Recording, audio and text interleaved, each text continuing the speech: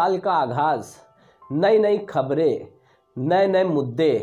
नमस्कार, मैं संपादक अमित कश्यप आपका स्वागत करता हूं htnews.co.in में। जैसे कि पल पल की खबरों से आपको अवगत कराता है हमारा HT न्यूज़ चैनल, चाहे वो धरना हो और वो चाहे राजधानी के दारुल छफा की कोई भी बैठक हो या कोई भी अन्य घटना जो सड़क पे घट रही हो, उसको दिखाने का, सच्चाई की तह तक के जाने का हमारा इरादा रहता है। इसी तरीके का आज एक घटना स्थल से एक रिपोर्ट है हमारे संवाददाता विक्रम की, ग्राउंड जीरो की।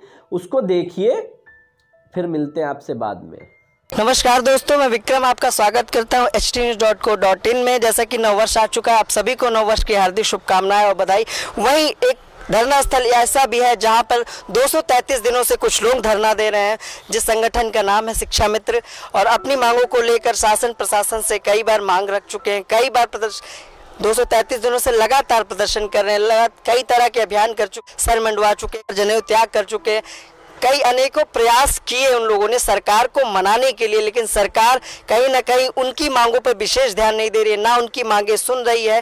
और क्या होने वाला है 19 के चुनाव में भी, किस तरह से शिक्षा मित्र जवाब देंगे, किस तरह से सरकार पे ये जो विश्वास लेके अभी तक शिक्षा मित्र धरने पर बैठे हैं, कहाँ तक आइए जानते हैं कि किस तरह से नववर्ष का स्वागत किया और पुराने वर्ष को विदा किया, और क्या कहेंगे सरकार के बारे में और अपनी मांगों के बारे में। आइए इनके अध्यक्ष से ही जानेंगे। सबसे पहले जी, मैं उमा देवी, कानपुर नगर से, आम शिक्षक शिक्षा मित्र एसोसिएशन उत्तर प्रदेश।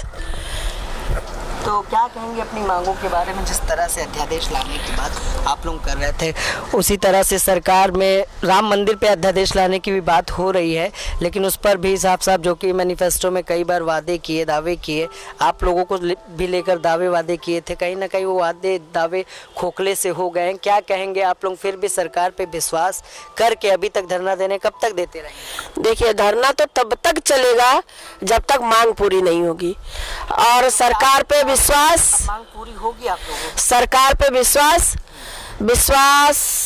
मतलब जो सामने सरकार सत्ता पे आसीन होती है, मांग उसी से की जाती है। देना न देना सरकार का काम होता है, लेकिन हम अपना कर्तव्य न करें, ये कहाँ संभव है। अगर हम आज मांग नहीं उठाएंगे, अपनी बात को लेकर नहीं चलेंगे, तो शासन तो वैसे भी कटघरे से हमें किनारे लगा चुकी है, वो कहाँ से सोचेगी हमारे बारे में। यदि सोचना ही होता तो पहले माननीय न्यायालय में न बचाते, हमको उठा करके समाज में इतने थपेड़े खाने के लिए न छोड़ते, और 233 दिन से इसी को गार्डन में मैं न तपती, ना ही लक्ष्मण मेला मैदान में मैंने धरना लगाया। तब भी मुख्यमंत्री जी ने कहा कि आपकी मांगे जायज और त्वरित विकल्प के रूप में मैं निकालता हूँ बहुत जल्दी, और आज तक न निकला। सोचिए, 28 मार्च मैंने धरना लगाया था और आज 2 मार्च का नंबर आ गया, साल भर पूरा होने के करीब चल रहा है। तो जब मुख्यमंत्री जी की बातें पूरे साल में त्वरित के नाम पे इतनी लंबी चलेगी, तो दूसरे की तो बात ही दूर छोड़ दीजिए। तो हमारा तो काम है कि हम अपनी मांग को उठावें, और गांधीगिरी तरीके से मैंने अपने मांग को रखा। शासन को मैंने एहसास कराया कि यदि आप हमारी मांग को नहीं मानते हैं तो आमरण अनशन, जनेऊ का परित्याग, सुहागिन बहनें विधवा बनी, केस मुड़वा करके, अब इसके आगे मैदान में सब कुछ आप पाले में खड़े हैं। बॉल जहां जाएगी उसी को बिंदर घोषित। सरकार जिस तरह से राजनीतिक मुद्दों पर तो बात करती है, लेकिन शिक्षा मित्र या कई तरह के प्रदर्शन धरने होते हैं जो जरूरत है लोगों की, उस पर बात सरकार नहीं कर रही है। क्या कहेंगे? सरकार हमेशा अपना हठी रवैया अपनाई है। इनके वादे, संकल्प पत्र, घोषणा पत्र, मंच पटल पर बोले गए वाक्य, यहाँ तक कि सुहागिन बहनें जब विधवा बनी, हाई पावर कमेटी का गठन हुआ, उस हाई पावर कमेटी का निर्णायक मोड़ यानी रिजल्ट भी 0, वो भी सब अभी गायब है। तो सरकार के झूठे और कमेटी कहीं ना कहीं आप लोगों को गुमराह करने के लिए बनाई गई थी, लेकिन अभी तक कमेटी का कोई निष्कर्ष, कोई आप लोगों की तरफ से कोई उनका जवाब, ना उनकी तरफ से कोई आपको जवाब मिला है?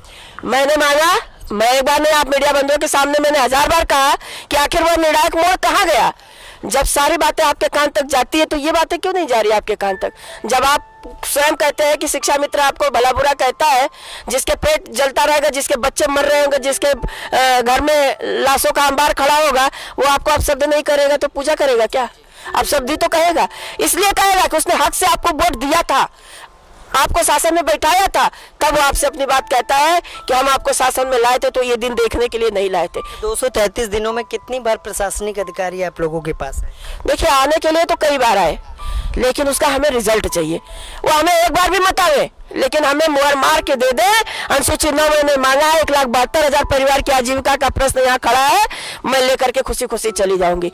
यदि वो हमारा सम्मान करेंगे तो नियमानुसार वो मौका देंगे तो हम उनका सम्मान करेंगे, नहीं तो जहां वो मांगेंगे वोट, चुनाव का समय है ये नजदीक, मैं उतर वहां करूंगी उनका विरोध।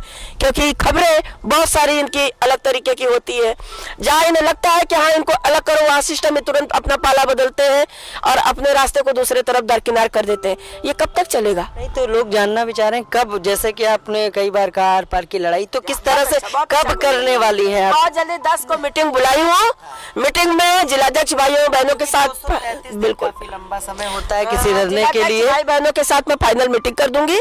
वो जो निर्णायक मोड़ लाके खड़ा कर देंगे मेरे सामने, मैं पूरे उत्तर प्रदेश को क्या पूरे विश्व का जो समर्थन मुझे मिला है, उस समर्थन के साथ, जैसे अधिवक्ता समाज, किन्नर परिवार, दिव्यांग बच्चे, नारी संगठन, यहाँ तक कि कल मेंस रेलवे का भी मुझे समर्थन मिला और संविदा कर्मचारियों का 20 लाख परिवार है, उनका भी समर्थन मेरे साथ जुड़ा है लेकर के। ये बताइए 233 दिनों से जैसे कि बैठी हैं, अभी तक सरकार की तरफ से कोई आश्वासन नहीं मिला है आप लोगों को, या किसी तरह की कोई कार्रवाई नहीं हुई है, तो क्या आर पार की जैसे लड़ाई की बात आप करती रहती हो, तो कब उतरने वाली हैं आप? अब लोग जानना चाहेंगे क्योंकि सरकार आपका धरना तो 233 दिनों से देख ही रही है, लेकिन कुछ और क्या आप नया करने वाले हो ये भी जानना चाहते हैं।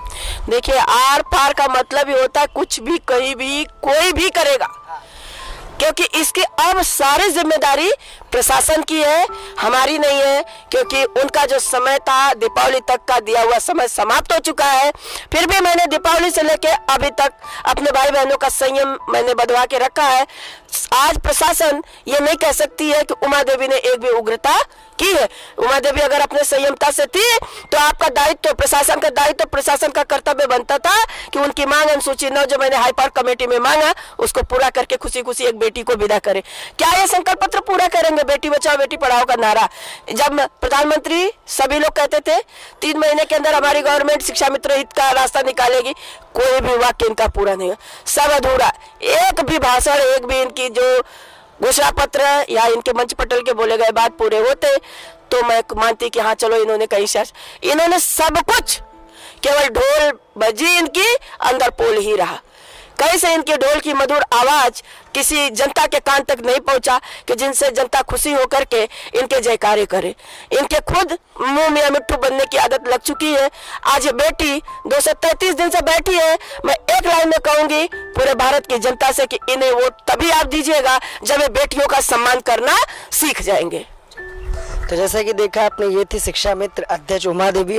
233 दिनों से धरने पर बैठी हैं, लेकिन जहां राजनीति की बात आती है, राजनीतिक मुद्दों की बात आती है, तो वहां सदन में बहस चलती है, एरोप्लेन उड़ाए जाते हैं कागज के बनाए हुए। लेकिन अभी तक 233 दिनों से शिक्षा मित्रों की मांगों पर विशेष ध्यान सरकार नहीं दे रही है। क्या 19 के चुनाव में इसका असर देखने को मिलेगा? इसी के साथ मैं विक्रम आपसे इजाजत चाहूंगा। नमस्कार। तो आपने देखा शिक्षा मित्रों ने, जो शिक्षा मित्रों की अध्यक्ष है उमा देवी, वो लगातार 1 साल होने वाला उनके धरने को, बस कुछ ही दिन उनके धरने में बाकी है, और उन्होंने अपनी चुप्पी आर पार के बिगुल, जिसमें शासन प्रशासन में हड़कंप मची हुई थी, उस चुप्पी को तोड़कर हमारे संवाददाता को उन्होंने बताया, जब उन्होंने सवाल उनसे करे तो इस चुप्पी को उन्होंने तोड़ा और बताया कि आर पार का बिगुल 10 तारीख को फूंक देंगी और कहाँ कहाँ से शिक्षा मित्र सड़क पे और कहाँ कहाँ का घेराव करेंगे मुझे कुछ नहीं मालूम है।